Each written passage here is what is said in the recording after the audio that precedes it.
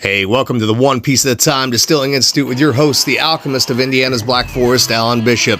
Hey, this channel is all about home distilling and legal distilling. If you've got questions, reach out to us in the comments below, social media, or via bishopshomegrown@gmail.com. And don't forget to check out thealchemistcabinet.com.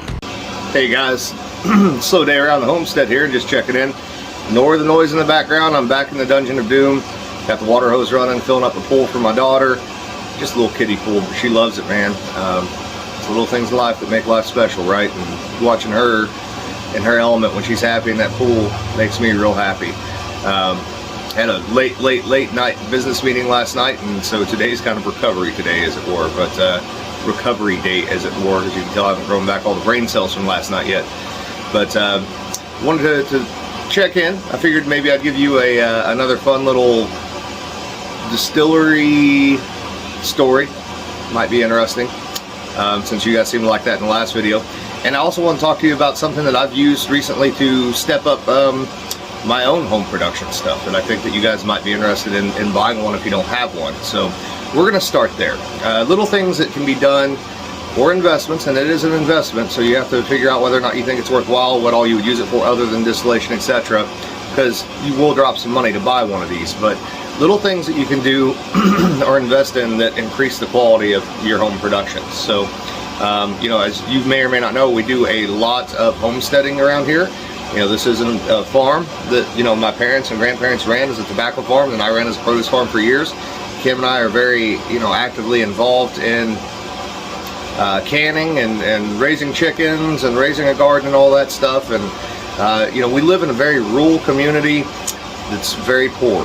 You know, my county that I live in is a very, very poor county. The infrastructure here is not great. In fact, the water situation in Washington County is definitely subpar. It's great water.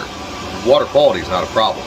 The problem is that the water all comes from one municipality within the county, and it gets sold to everyone else in the county, and the infrastructure between here and that town is almost nothing, truthfully. Sorry about that, guys. Had to go save Penny from a spider in her pool. Got it filled up with water now. So moving forward to what I was saying. The infrastructure between my little town and the town we get water from is not very good. There are constantly water line breaks, etc. You know, it's the perils of living in a rural area. So we have had several instances over the past couple years where we've had, you know, boil water advisories and all that fun stuff. And you know, just trying to be in general kind of a general prepper, not an over-the-top prepper. Water is very, very important, not only for what we do as home distillers, home brewers, home winemakers, etc., but to life in general. So recently when I met my cousin, who's also a distiller, extended cousin, he had stepped up his production game by buying a water filter, pretty substantial water filter. And at first I was like, you know, I've always had the theory here in Pekin, I know we have good water. It doesn't often smell off. It doesn't often smell like bleach or chlorine or anything of that nature. Occasionally we do get some geosmin, especially when it's been real hot outside, because the area that the water comes from is a large limestone aquifer. Geosmin, for those who don't know, is kind of like, you know, what catfish or crawfish smells like when you pull it out of the water. That smell, that's geosmin. And it can ruin whiskey. But overall, I wasn't too worried about the amount of chemicals that were going in the water, etc., etc., etc., because again, rural community, they're not putting anything in there that they don't have to, or anything extra that they don't have to, right? So they're leaving the water as best they can. Now, my cousin lives in the county adjacent to us, and they do a lot to their water. And so he bought the water filter to be able to make his peach brandies and his pear brandies and his apple brandies and step that up in a major way and make a better quality than what he was making. So I tried some water from his water filter, and it was night and day between what was coming out of the tap and what he was getting. So I finally broke down and I invested in one. So what I've got, let's see if you can see it here. I've got it's what I think they call the Crown Berkey, and we've been using it a couple weeks now. I love the water that it gives me for drinking as well as for process. It pulls out a major number of contaminants. They do sell fluoride filters for them that you can buy, pay a little extra for, but if you look at the actual literature, I think it says it pulls out like 99.9% of the fluoride anyways. The difference in the water is astounding between the water that comes out of the tap and the water that comes out of that thing. That one filters somewhere around 5 to 7 gallons an hour. I've only got 2 of the Berkey elements in it. but I'm real impressed by it so far. With those 2 Berkey elements, they advertise 6,000 gallons worth of filtration. I'll believe that when I see it. I suspect we'll get about a year's use out of those 2 elements. The elements are kind of expensive, but they're worthwhile for what they do, and I'm real happy with our investment in this. I can tell you already, my washes, my mashes, the quality is much better. The fermentation is much more consistent. The flavor is much more consistent, and it's much more round. It's much more like what I would want and expect from a commercial distillery. So I have no complaints, guys. If you got the money to get one, there's other brands out there too, like Alexa Pure is pretty similar to that, but they don't make them in the very high volumes.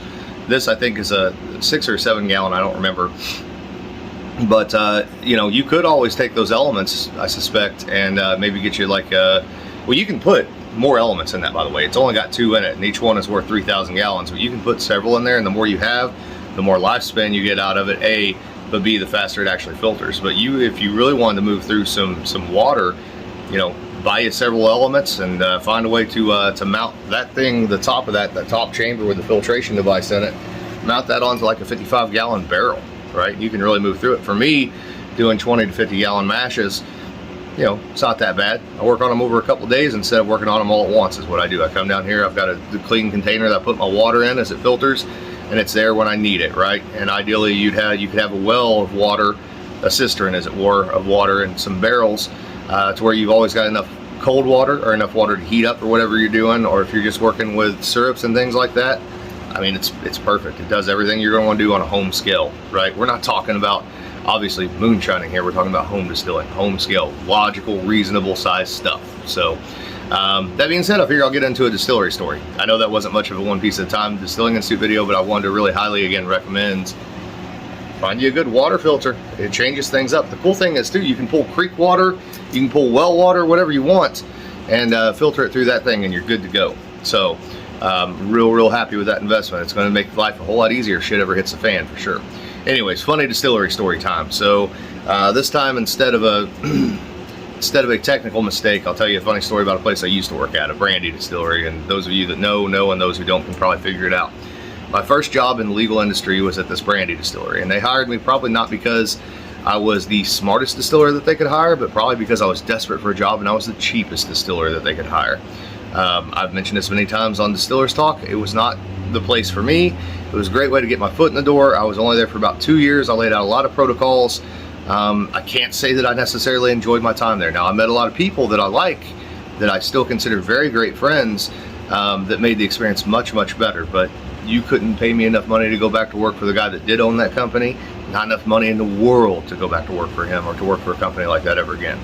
Long and short of it, when we started, there were 2 distillers, and then I hired a couple guys. You know, I was one of the distillers. There was another guy. Then I hired a couple guys I grew up with here in Pekin, Indiana, and they were great guys, and I loved working with them. But the 2 distillers were expected on Friday to work all day on Friday and then do tours on Friday night when we first opened up for several months. And so we would take these tours and we would do them in shifts. He would do one, I would do one. Of course, we'd drink as we went. And he's about half my size, so we used to play a game called 2 for 1. He'd do a shot and I'd do 2 shots. If you got the last tour of the night, regardless of who was giving that tour, I'm sorry. It was a shit tour, I guarantee it. There was nothing good happening after that many shots. You know, if you're doing 8, 9, 10 tours in a night, nothing good is coming from that, I can tell you right now. But the long and short of it is, you know, it's Friday, you're wore out, you've been there all week, you've been trying to figure out how to run all these things. There was no boiler school, nobody taught us shit about boilers, we figured that out. Nobody taught us anything about cooling towers, we had to figure all that out, and there was constantly problems. But if you came on a tour on Friday night and you were a shit person, I'd let you know about it. And of course the owner of the company didn't like that, and he really didn't like this one.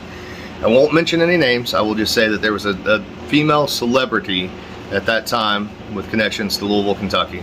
And I should have known who she was when she walked in, but I didn't put 2 and 2 together, because you don't expect a famous person to walk into your distillery for a tour. So we're on the tour, and there's probably 15 people on the tour, and you know, it's a Friday night in Louisville, and they're a little giddy as it were, but 2 girls at the back in particular. And one of them with blonde hair pulls out her phone, and she's on her phone the entirety of this tour. And just obnoxious, just loud, and telling everybody around her to be quiet because she's on the phone. Bitch, you're on a tour. Long and short of it is, I got pissed and I kicked her off the tour. I'm like, hey, you're gonna have to leave the tour, or I'm gonna throw your fucking phone out the fucking door here, right? I just wasn't having it. I was pissed off. And so she, you know, in a huff and puff, and do you know who the fuck I am, and all that fun stuff. she left, but she made sure that she let the owner of the company know that she'd been kicked off the tour. And I got in a fuck ton of trouble over it. Let's just say she's still a major name celebrity. And man, did I ever get my ass chewed over that one. And the truth of the matter is, I didn't know. As I said, I had no idea that that's who that was. I should have. I've watched many movies with her in them, and honestly, I like her as an actress most of the time. And I don't think nowadays she probably has that same sort of, you know, egotism about her. Maybe she does. I don't know. I don't know her, but at that time she certainly did. And so that's the time that I kicked a famous actress off of a tour. If you look around on Distiller's Talk or other places, you'll probably find who I'm talking about. It wouldn't be that hard to figure out. J and L is what I'll tell you. Louisville, Kentucky. Female, blonde hair, actress, maybe an X-Man. But all right, guys, that's what I got. Until next time, check out the One Piece at a Time Distilling Institute, as always, on YouTube, where you're at now. I don't know why I just said that. Or go to thealchemistcabinet.com, leave your questions or comments below on YouTube. Reach out to me, bishopshomegrown@gmail.com, with any of your questions or any of my social media. Love y'all. Later.